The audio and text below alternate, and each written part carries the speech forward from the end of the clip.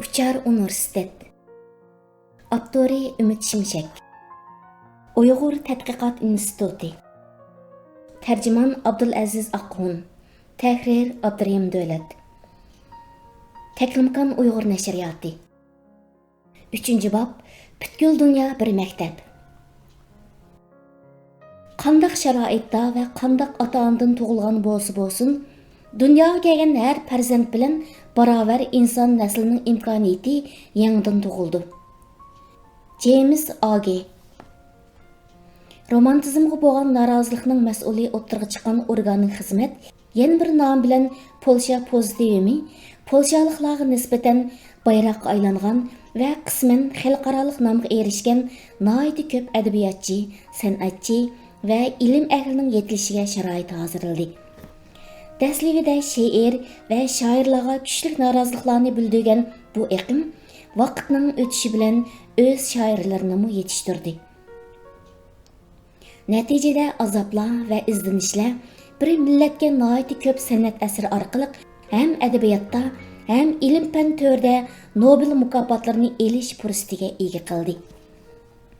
Bu jarayonda pozitivist iqimmi o'z ichida o'zgarish hosil qilib, burunqi qattiq pozitsiyasini yumshatdi.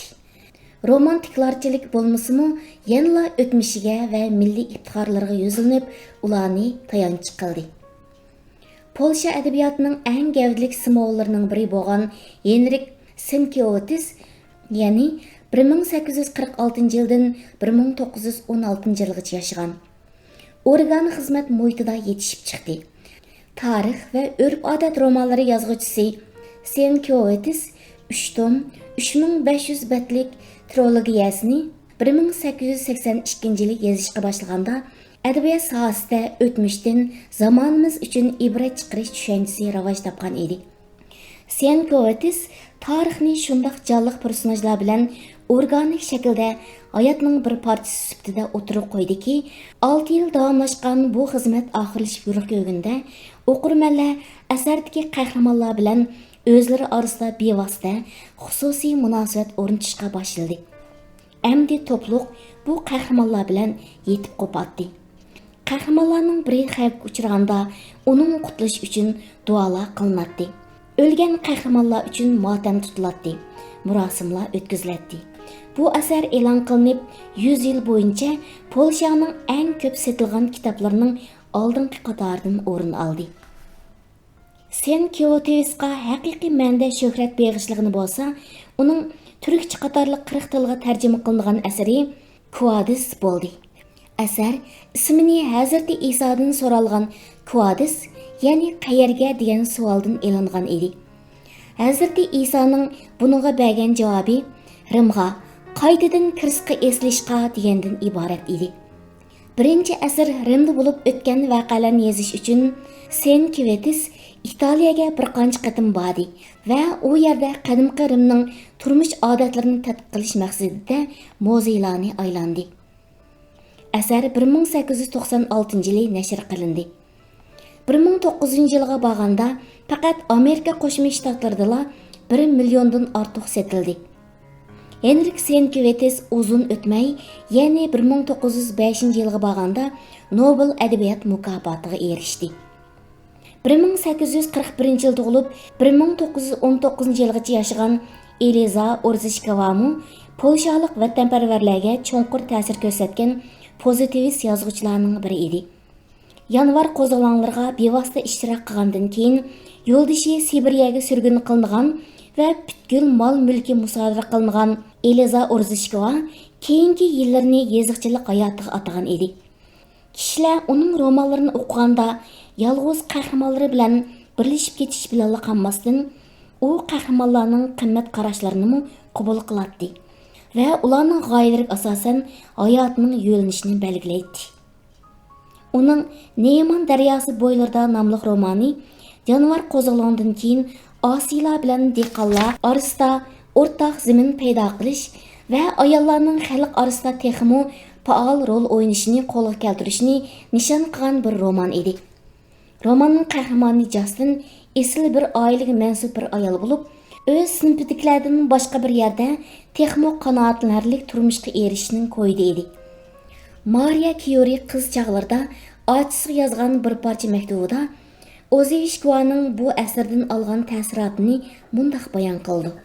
Oriskovaning Neman daryosi bo'ylarida nomli romani menda davolg'ish paydo qildi. Bu kitob aqlimdan chiqmaydi. Nima qilishimni bilolmayapman. Butkul tushlarimiz bu kitobda. Ma'nozlarimizni qip-qizil qizartib etgan dialoglarimiz u yerda. Go'yoki 3 yoshlik bir qizdakli yig'ildim. Tushlarimiz nemishqa solashdi, nemishqa. Xalq bilan birlikda xalq uchun xizmat qilish irodam kuchli edi. Biroq aran bir tiziq yezi ballarning savodini chiqara oldim. Kim ekanliklarini, jamiyatdagi vazifalarning nimalardan iboratligi masalasida texi yiqilishamadik. Ilohim, nima chiqayin ish bu? O'zimni shunchalik odatdagi shundoq bichora his qilmanki, orqadan bu kitob menga birdilla faqat kutilmagan bir xil andikish misoli keldi-da, meni bu bo'g'olg'icha hayotdan suzib oladi. Polshalik vatanparvarlarning tuyg'u va tushunchalarini shakllantirgan asarlar faqat adabiyot bilan cheklanmaydi. Rasm san'atidami shu davrda iz qoldirgan muhim zotlari yetishib chiqdi. Ularning eng ta'sir kuchligi 1838-yil tug'ilib, 1893-yil vafot bo'lgan Jan Matejko edi. Uning Polsha tarixining bir tarafdan eng tragediyalik sahnalarini, yana bir tarafdan ko'z qamashtiruvchi voqealarni aks ettirgan moy bo'yoq rasmlari polshaliklarga ruh va ong bag'ishlagan asarlar edi. 1837-yil tug'ilib, 1867-yil vafot bo'lgan Artur Gerotgerning yanvar qo'zg'alonini aks ettirgan sızma rasmlari bo'lsa, shu davrning eng ko'p nusxalangan asarlari bo'ldi. Polshada mustamlikchilarning besim ostidagi uylarda bolalar Chopinning naqshi muzikalarini anglab, Mitsovishning cheklangan she'rlarini yodlasa, yana bir tarafdan maxfiy joylarda asrab saqlangan Gerotgev rasmlari orqali tarixlarga nazar tashlaydi. Bu orqali ruhlarining qobiliyat va ishtiyoqlarining barliq imkoniyatlari bilan milliy ongga ega bo'ladi. Polsha madaniyatida san'atga o'xshashla ilmning o'rni bor edi. Darvaqa ilm Polsha pozitivizmning eng muhim murojaat nuqtasini tashkil qiladi. U davrda dunyoviy shuhratga ega ko'p sonda olim yetishib chiqdi. 1846-yilda tug'ilib, 1915-yilgacha yashagan Karl Oleshkovskiy bilan 1845-yilda tug'ilib, 1888-yilda vafot bo'lgan Zygmunt Vroblewski bularning orasida edi. 1867-yilda tug'ilib, 1934-yilda vafot bo'lgan Mariya Curie xonim bo'lsa, dunyoda Nobel mukofotiga erishgan tunji ayol bo'lish bilan qolmay, bu mukofotga 2 qatim loyiq ko'rilgan tunji olim bo'lish sharafini qo'lga keltirdi. Natijada romantizmga kuchli norozilik bildirishning mas'uli sifatida boshlangan Polsha pozitivizmi qisqa vaqt ichida burunqi radikallikni yo'qotib qo'ydi va romantizmdan bir narsalarni qabul qilish orqali polshaliklarning ham zehnlarini, ham ruhlarini teng shakllantirgan bir maktabga aylandi. Uzun o'tmayla bu maktab o'qimi butkul mamlakatni qopladi.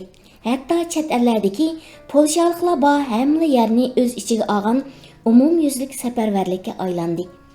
Bu safarbarlikka ovoz qo'shgan har bir polshalik o'zining nihoyatda zo'r bir mavjudlikning bir parchasi ekanligidan iborat ong'a va ishonchga ega bo'ldi.